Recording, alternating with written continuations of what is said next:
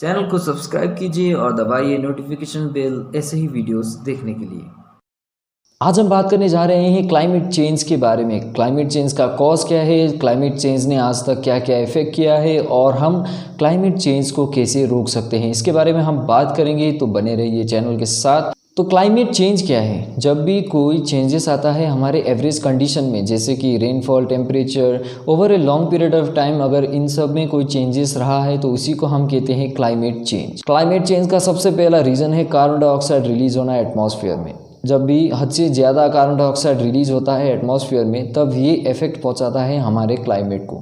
जब भी हम सांस छोड़ते हैं तब हम कार्बन डाइऑक्साइड रिलीज़ करते हैं। जब भी वोल्केनिक इरप्शन होता है तब भी कार्बन डाइऑक्साइड रिलीज़ होता है। लेकिन ये सब कार्बन डाइऑक्साइड जो हम और वोल्केनिक इरप्शन से रिलीज़ हो रहा है, ये प्लांट स्टोर कर सकते हैं। पेड़ पौधे इसको स्टोर करके रख सकते हैं और इसको यूटिलाइज कर सकते हैं। लेकिन ह्यूमन की कुछ एक्टिविटी की वजह से कार्बन डाइऑक्साइड इमिशन कुछ ज़्यादा ही बढ़ गया है आज के दौर में। आप लोग देखेंगे कि कहीं पे पेड़ काटा जा रहा है और कहीं पे फॉसल फ्यूल्स को बर्न किया जा रहा है। तो इससे क्या हो रहा है कि क्लाइमेट में काफ़ी ज़्यादा चेंजेस हो रहा है, क्योंकि कार्बन डाइऑक्साइड हद से ज़्यादा रिलीज हो रहा है। पेड़ काटने से मेरा ये मतलब है कि जब भी पेड़ को काटा जाता है और जलाया जाता है तो उसके अंदर जितना भी कार्बन स्टोर्ड है वो कार्बन डाइऑक्साइड के रूप में एटमॉस्फेयर में रिलीज हो जाता है, जो कि काफ़ी ज़्यादा हार्मफुल है हमारे इन्वायरमेंट के। मैं आप लोगों को एक फैक्ट भी बता दूं कि ऑक्सीजन सबसे ज़्यादा पेड़ से नहीं जनरेट होता है।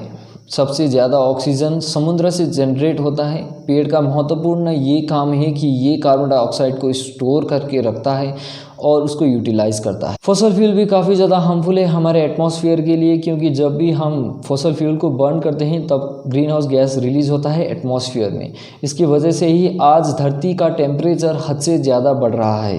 क्लाइमेट चेंज का दूसरा सबसे बड़ा रीज़न है नाइट्रस ऑक्साइड रिलीज होना एटमॉस्फेयर में। नाइट्रस ऑक्साइड एक पावरफुल ग्रीन हाउस गैस है जो कि एटमॉस्फेयर में रिलीज होता है जब भी हम फर्टिलाइजर्स का इस्तेमाल करते हैं, जब भी फॉसल फ्यूल को बर्न किया जाता है, जब भी नाइट्रिक एसिड का प्रोडक्शन होता है, तब उस वक्त नाइट्रस ऑक्साइड एटमॉस्फेयर में रिलीज। क्लाइमेट चेंज का तीसरा रीज़न है क्लोरोफ्लोरोकार्बन्स, CFCs। आप लोगों ने कई बार अपने साइंस बुक में इसको देखा ही होगा कि कैसे CFCs इफेक्ट पहुंचाता है हमारे ओजोन लेयर को। ये प्रोड्यूस होता है रेफ्रिजरेटर के अंदर या आपके जितने भी परफ्यूम्स है उसके अंदर ये स्टोर्ड होता है।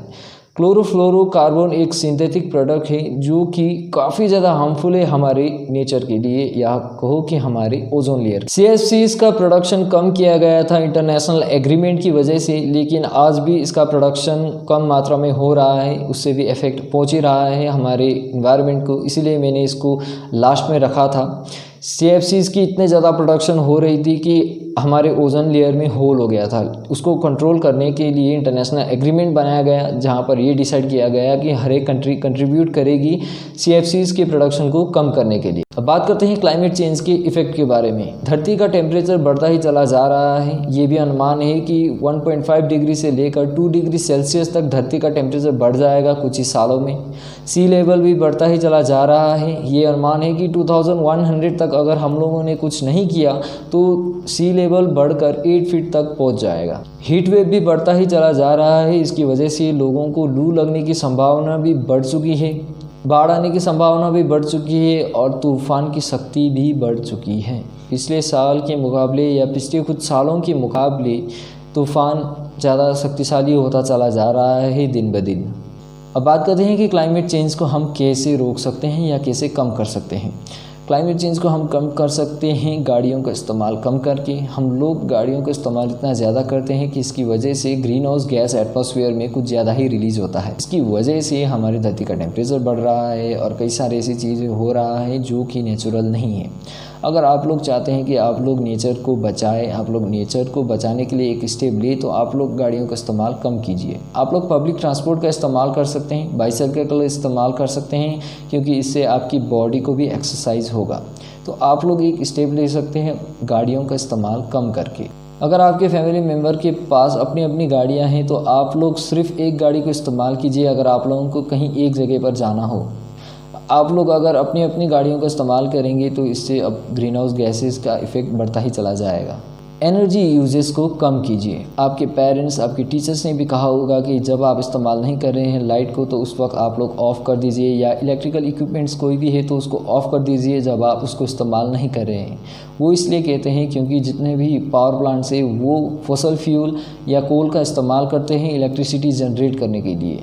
इससे होता क्या है कि ग्रीन हाउस गैसेज और कार्बन डाइऑक्साइड एटमॉस्फेयर में रिलीज़ होता है, जो कि हमारे एटमॉस्फेयर के लिए काफ़ी ज़्यादा हार्मफुल है। तो अगर आप लोग एक स्टेप लेना चाहते हैं अपने एटमॉस्फेयर को बचाने के लिए तो आप लोग ऐसा बिल्कुल कर सकते हैं। अपनी लाइट को ऑफ़ कीजिए। अगर आप लोग के आसपास कहीं पे लाइट ऑन है जो कि यूज़ में नहीं है तो उसको ऑफ़ कीजिए। एक हैबिट बनाइए ताकि आप लोग नेचर को प्रोटेक्ट कर पाए, आप लोग अपनी इन्वायरमेंट को प्रोटेक्ट कर पाए। अगर आप लोगों के पास कोई भी ऐसा इक्विपमेंट है या आप लोगों के पास अगर कोई ऐसा सामान है जो रिसाइकल हो सकता है तो आप लोग उसको रिसाइकल करने के लिए भेज दीजिए। ये इको फ्रेंडली है।